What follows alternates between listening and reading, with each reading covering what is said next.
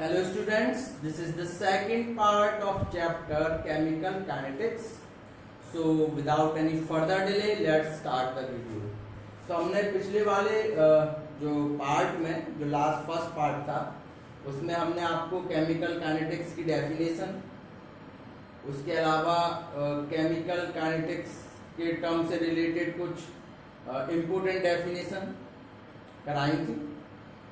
ठीक है, तो आज उससे आगे डिस्कस करते हैं। तो यहाँ नेक्स्ट आता है आपका रेट लॉ। रेट लॉ, पहली चीज तो रेट लॉ होता क्या है, दूसरा रेट एक्सप्रेशन, और तीसरा रेट कांस्टेंट। रेट कांस्टेंट, तो ये तीन चीजें हैं। देखें तो consider a general equation, consider a general equation AA plus BB gives CC and DD। ये हमारे पास में कोई इक्वेशन दे रखी है जिसमें A B C D reactant है और small a small b small c small d ये कोई उसमें रिएक्टेंट्स के स्टोइचोमेट्रिक कोफिशिएंट्स दे रखते हैं, जैसे नंबर दे देते हैं वो चीज। ठीक है ना। Then rate equal to k a की पावर x b की power y,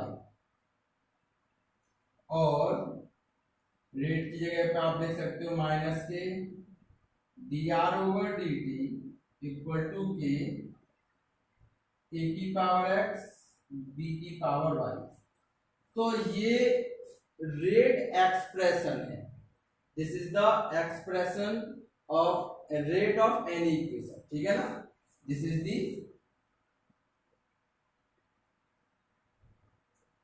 expression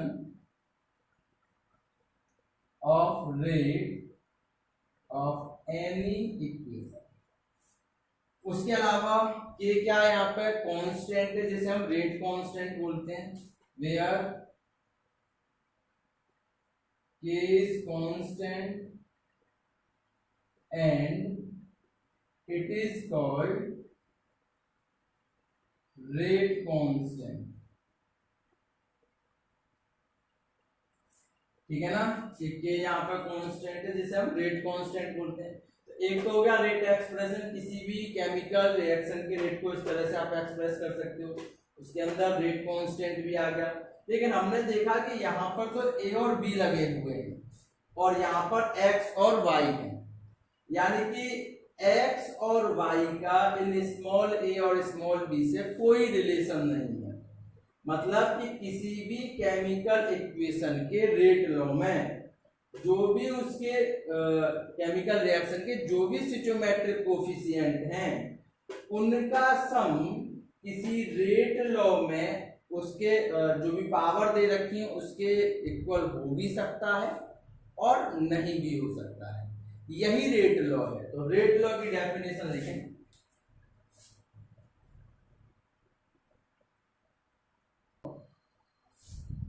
It is the expression in which molar concentration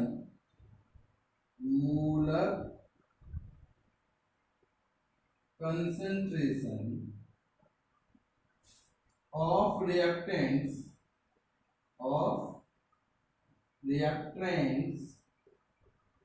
is given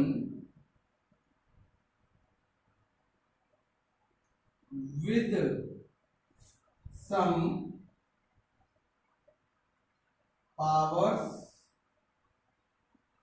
which may or may not be equal to stoichiometric coefficient। stoichiometric coefficient. तो यानी कि ये expression है किसका, rate of molar concentration of reactant in which molar concentration of reactant is given with some power which may or may not be equal to stoichiometric coefficient।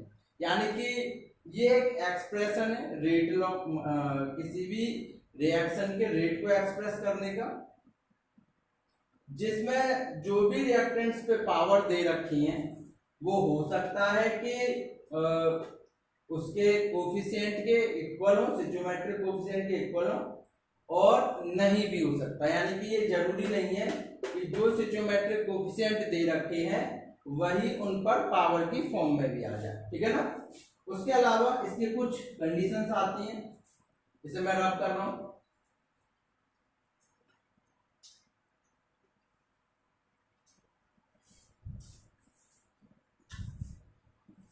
इसमें डालेंगे note number first, rate of reaction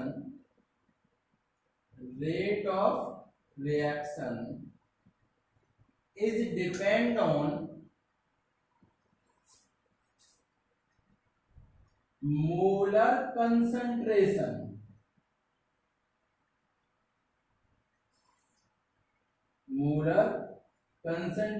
of reactants। यानी कि जो भी rate है किसी भी chemical equation का जो रेट है वो रिएक्टेंट्स के मोलर कंसंट्रेशन पर डिपेंड करता है। That means if molar concentration of reactants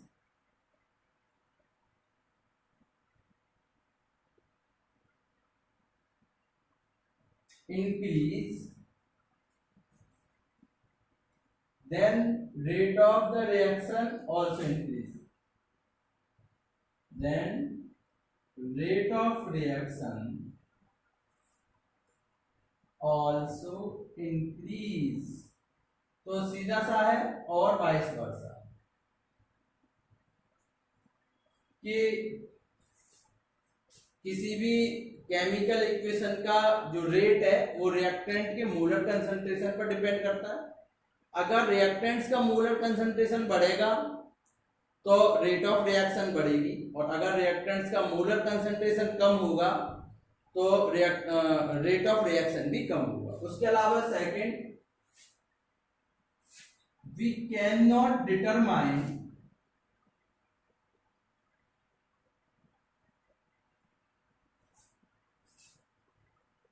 the rate of reaction by simply seeing it। यानी कि हम किसी भी केमिकल रिएक्शन के रेट को केवल उसकी केमिकल रिएक्शन देखकर नहीं बता सकते। We can not determine the rate of reaction by simply seeing it, यानी इसे केवल देखकर नहीं बता सकते। It can only determine by experimentally। It can only be determined by experiment। तो एक्सपेरिमेंट्स के थ्रू ही हम किसी भी रिएक्शन के रेट को निकाल सकते हैं। नॉर्मली केवल सॉल्व करके नहीं निकाल सकते कि भाई उस पर पावर क्या है, क्योंकि पावर उसके बराबर हो भी सकती है और नहीं भी हो सकती, ठीक है ना। तो ये दो नोटें से नोट करें।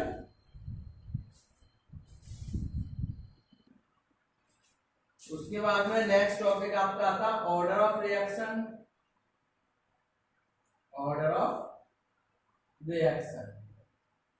तो जैसा कि हमने रेट ऑफ द रिएक्शन या रेट लो, उसी के अपोजिट में या कह सकते हैं कि उसी से रिलेटेड है थोड़ा बहुत जो है ऑर्डर ऑफ रिएक्शन। तो it is the sum of the power of concentration of reactants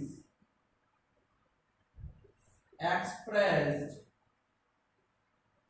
in rate law is called order of the reaction.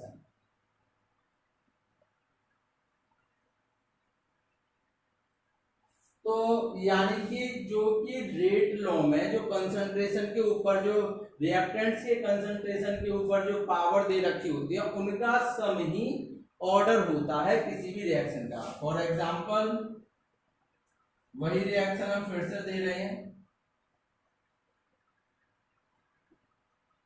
ये हमारे पास में एक जनरल इक्वेशन है जिसका आप लिखोगे rate equal to k e की पावर x और b की पावर y। तो यहां से आप ऑर्डर जो निकालोगे तो ऑर्डर जो होगा वो इन दोनों की पावर का सम होगा। जो हमने रेट लॉ में एक्सप्रेस की हैं उनकी पावर का सम ही ऑर्डर होगा। क्लियर है? उसके अलावा नोट करके आप देख सकते हो rate of the reaction is always whole number, यानी कि किसी ऑर्डर का जो भी रेट है वो होल नंबर होगा। But order of any reaction may be zero, positive, negative और in fraction। तो जो हमारे पास में रेट होगा वो हमेशा पॉजिटिव होता है, लेकिन जो ऑर्डर होता है किसी केमिकल रिएक्शन का वो जीरो हो सकता है, पॉजिटिव हो सकता है, नेगेटिव हो सकता है और इन फ्रैक्शन की फॉर्म में भी, और इन फ्रैक्शन फॉर्म जो डाल सकते हो फ्रैक्शन फॉर्म। तो फ्रैक्शन की फॉर्म में भी हो सकता है, जीरो भी हो सकता है। इससे रिलेटेड हम न्यूमेरिकल कराएंगे अभी। तो ये आपका हो गया ऑर्डर ऑफ रिएक्शन, इसे नोट करें। नेक्स्ट टॉपिक आता है यूनिट ऑफ रेट कांस्टेंट। तो यूनिट ऑफ रेट कांस्टेंट, तो अलग अलग यूनिट होती है रेट कांस्टेंट के। जैसे देख सकते हैं इन जनरल इक्वेशन,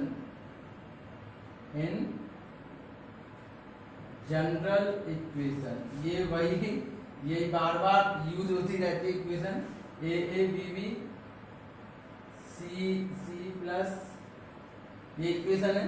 तो हम लिखते हैं rate equal to k e की पावर x b की पावर y। ठीक है ना? तो यहां से अगर हमें रेट कांस्टेंट की यूनिट निकालनी है तो आप लिख सकते हो k इक्वल टू रेट अपन a की पावर x b की पावर y। तो अगर यहां से यूनिट निकालें फॉर यूनिट, तो रेट होता है हमारे पास में मोल पर लीटर, मोल पर लीटर पर सेकेंड। ठीक है ना? या आप इस तरह से लिख सकते हो इसे कंसंट्रेशन पर सेकेंड, कंसंट्रेशन सेकेंड। और ये हो जाता है हमारे पास में कंसंट्रेशन एक्स और वाई प्लस में एक्स प्लस वाई हो जाते हैं तो होल पावर एन।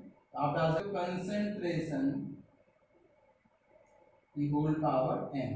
ठीक है ना?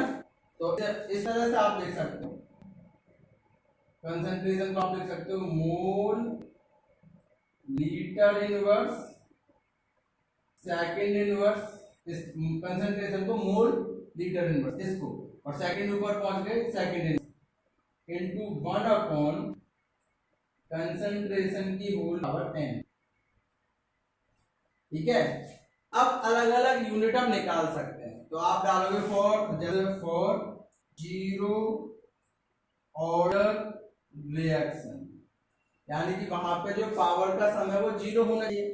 तो अगर आप जीरो लिखते हो तो ये हो जाएगा mole litre second inverse into 1 upon concentration की होल पावर। कंसंट्रेशन को सी से डिनोट कर रहे हैं होल पावर 0, और अगर किसी का पावर 0 हो तो वो 1 होता है। तो ये आप आएगा मोल लीटर इनवर्स सेकंड इनवर्स, ये हो गई। अगर आपको फर्स्ट ऑर्डर सेकंड ऑर्डर इस तरह से निकालनी है तो आप आसानी से निकाल सकते हो। देखो जरा,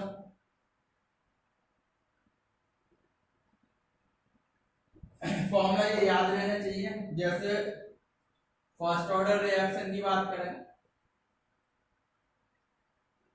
तो फर्स्ट ऑर्डर रिएक्शन में ये तो हमारे पास में है ही है, मोल litre inverse second inverse into concentration की होल पावर 1, क्योंकि फर्स्ट ऑर्डर रिएक्शन है।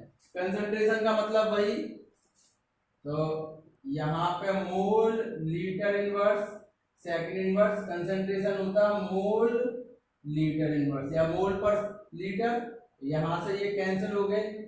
तो फर्स्ट ऑर्डर रिएक्शन की ऐसे यूनिट आई सेकंड माइनस 1। सेम अगर आप सेकंड ऑर्डर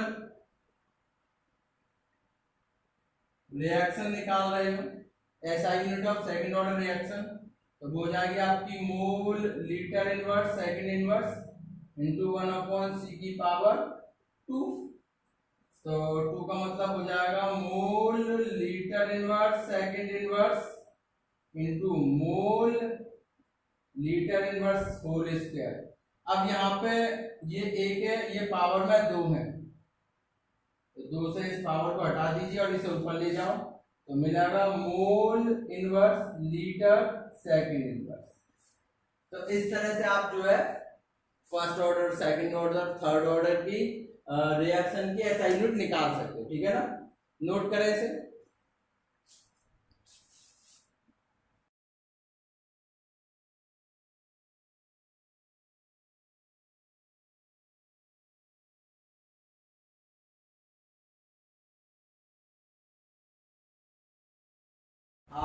नेक्स्ट टॉपिक देखते हैं। नेक्स्ट टॉपिक आता है complex and elementary reactions.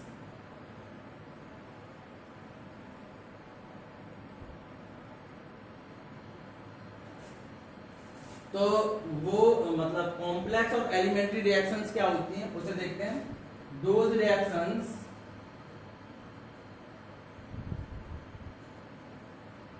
which proceed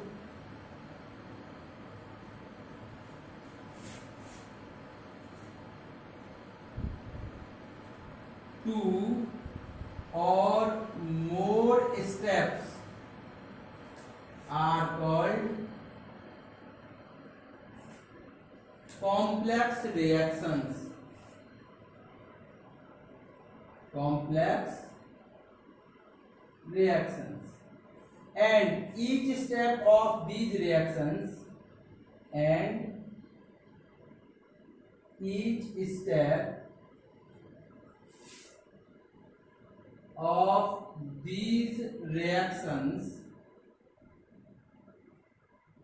are known as elementary reactions.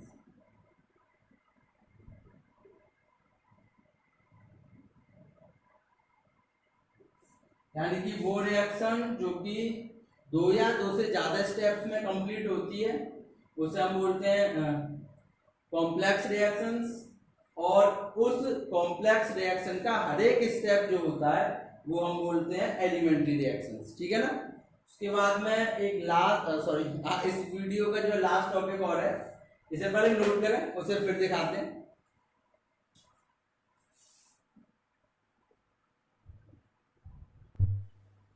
इस वीडियो का लास्ट टॉपिक मॉलिक्यूलैरिटी। मॉलिक्यूलैरिटी क्या होती है?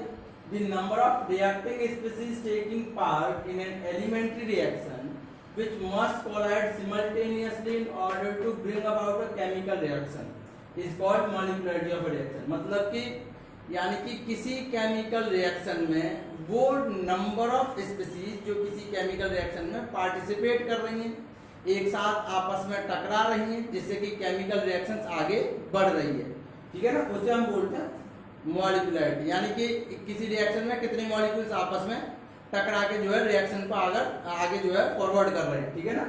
the number of reacting species taking part in an elementary reaction which must collide simultaneously in order to bring about the chemical reaction is called molecularity of reaction. Clear है?